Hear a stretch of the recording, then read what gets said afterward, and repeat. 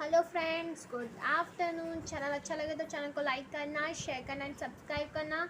अब हम लोग हमारे इकोनॉमी के सेकेंड चैप्टर के point significance of the law में आ गए कि क्या क्या इम्पोर्टेंस है law of diminishing marginal utility के। ठीक है, इन स्पाइट्स ऑफ द क्रिटिसिजम्स, जब यहाँ पे जो गलतियाँ जब सुधरी, the law of diminishing marginal it is a very popular, बहुत ज़्यादा पॉपुलर है an important of an important law in economic. और ये बहुत ज़्यादा इम्पॉर्टेंट लॉ बन गया है इकोनॉमिक का because of a universal application, क्योंकि ये पूरी दुनिया में एप्लीकेबल है। ठीक है, usefulness to the consumer, consumer के लिए यूजफुलनेस कहाँ से? This law is create awareness among the consumer, ये लॉ क्रिएट करता है अवेयरनेस कंज्यूमर के लिए, अवेयरनेस। ठीक है, to obtain the maximum utility from a limited resources, मतलब अपनी आप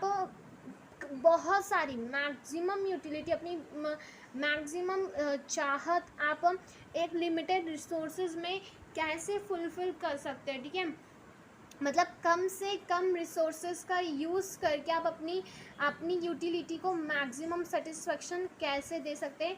तो इस यहाँ पे लॉ की हेल्प से हम लोग ये पता लगा सकते हैं। It is necessary to diversify the consumption, ये बहुत ज़्यादा necessary to the diversify for the consumption. ठीक है, usefulness to the government, government के लिए क्या यूजफुलनेस है? The law is useful to the government in framing of various policies, बहुत सारी डिफरेंट पॉलिसीज़ को फ्रेम करने के लिए हमें इस लॉ का यूज़ होता है। क्यों? क्योंकि जो हमारे कंज्यूमर्स हैं, अगर उनके बिहेवियर को जानना है, उनके कॉमन बिहेवियर को जानना है, तो ये इस लॉ की हमें यूज़ होती है। ठीक है, according to the law of diminishing marginal utilities का जो ये लॉ है, ये लॉ से हम कॉमन कंज्यूमर के बिहेवियर को एनालाइज कर सकते हैं। ठीक है, अगर हमें अच्छी एक फ्रेम करनी है पॉलिसी जो हमारे कंज्यूमर्स को यूज़फुल हो, उसके लिए हमें प्रोग्रेसिव एंड टैक्स पॉलिसी हुआ, ट्रेड पॉलिसी, प्राइसिंग पॉलिसी, तो हमें इस लॉ को एनालाइज करना पड़ेगा। हमें इस लॉ की हर एक चीज़ों को जानना पड़ेगा, जिससे हम बेस्ट से बेस्ट फ्रेम कर सकते हैं वेरियस पॉलिसीज। ठीक है, basis of paradox of a value, it is a most important topic for the second chapter. इसका एक अलग से मतलब या तो इससे रिलेटेड क्वेश्चन आते हैं अलग से। ठीक है, the law of a diminishing marginal utility help us to understand the paradox value. The law of diminishing marginal utility understand करता है paradox value. paradox में क्या है? value in use to value in exchange. value in use, it is including the goods that have a more value in use. ठीक है, and zero or less value in exchange such as air, water, sunshine. यहाँ पे value in use, value in use मतलब कि कितना लोग इन चीज़ों को यूज़ कर रहे हैं। ठीक है, कितना इन चीज़ों को यूज़ करें आप। हवा, एयर, वाटर, सनशाइन, सूरज का जो धूप होता है, पानी होता है, हवा, इसके लिए आप इसको पूरी दुनिया यूज़ करती है, बट इसकी कीमत कितनी होती है? वैल्यू इन एक्सचेंज, मतलब वैल्यू इन यूज़ के बाद इसका एक्सचेंज, मतलब पानी की सिर्फ 10 रुपये की बॉटल आती है। ठीक है, इसकी पूरी दुनिया यूज़ करती है, फिर भी इसका दाम कम है। ठीक है, और इसके other hand as well as a goods that's have a more value in exchange, जिसका एक्सचेंज मनी में बहुत ज़्यादा पे होता है। ठीक है, 50,000, 70,000, जैसे महंगे महंगे जो चीज़ है, and less value in use, और उसका कम से कम उपयोग होता है such as gold, diamond. Gold diamond बहुत महंगे बिकते हैं। ठीक है, हर लोगों के पास नहीं होता है ज़रूरी कि possible gold and diamond, gold तो चलो हो जाता है, डायमंड नहीं हर लोगों के पास कॉमन मान को। इसका वैल्यू यूज़ तो बहुत लेस है, बट वैल्यू इन एक्सचेंज मतलब इसके बदले चीज़ें जो मनी एक्सचेंज किया जाता है वो ज़्यादा वैल्यू में। समझ में आया? वैल्यू इन यूज़ जो हमारा हवा, पानी, सूरज की जो हमारी धूप है, ठीक है, उसका हम लोग यूज़ पूरी दुनिया करती है। ठीक है, पर उसकी जो कीमत है वो बहुत कम है।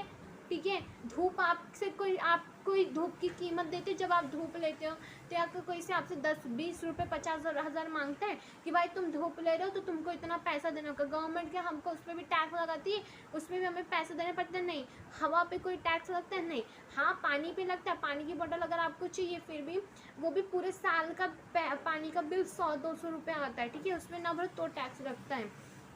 यही चीज़ें होती है। इसका यूज़ पूरी दुनिया करती, पर इसके बदले जो एक्सचेंज किया जाता है मनी, वो बहुत कम है। इसके वैल्यू इन एक्सचेंज बहुत कम है। और रही बात गोल्ड, सोना, डायमंड्स की, तो इनके वैल्यू इन यूज़ इतने कम हैं, ठीक है। गोल्ड हर लोगों के पास अवेलेबल नहीं हो सकता है, डायमंड हर लोगों के पास अवेलेबल नहीं हो सकता ना इतनी, और उनकी कीमत, उनकी एक्सचेंज वैल्यू कितनी होती है? 50,000। एक डायमंड की कीमत 1 लाख, 2 लाख, करोड़ों रुपए चल जाती है। हाँ, और उसके यूज़ उतने ही कम, ठीक है। उसके बाद आता है basic law of demand. Basic law of demand क्या होता है? The law of demand is अभी हम लोग law of demand second chapter में पढ़ने ही वाले हैं, ठीक है। The law of demand is based on the law of diminishing marginal utility. ये जो लॉ ऑफ डिमांड है ये किस पे बेस करता है? Law of diminishing marginal utility पे, ठीक है। मतलब इसका बेस, इसका जो बेस है, जिसकी नींव है, वो लॉ ऑफ डिमांड किस पे टिकी है? Law of diminishing marginal utility पे, ठीक है। According to the law of demand, the quantity of demanded of a goods rises with the fall in a price and fall with an increase in the price। यहाँ पे क्या बोल रहा है? Law of demand के according क्या होता है? क्वांटिटी ऑफ डिमांड, जितनी डिमांड, ठीक है, जितनी डिमांड होगी, जितना ज़्यादा डिमांड इंक्रीज होगा उतनी ही कम गुड की प्राइस होगी। क्यों?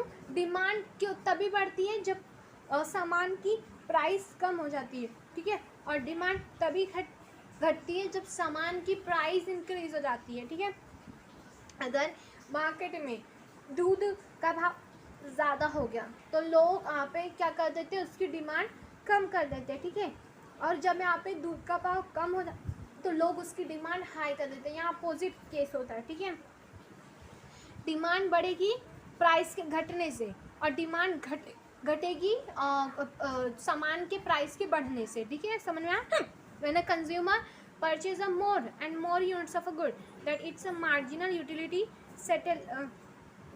Still decline. जब कंज्यूमर ज़्यादा यूटिलिटी कंज्यूम करेगा, ठीक है, मोर गुड्स परचेज, उसकी जो यूटिलिटी है वो क्या हो जाएगी? डिक्लाइन हो जाएगी। And hence he would buy additional units of a commodity only at a lower price.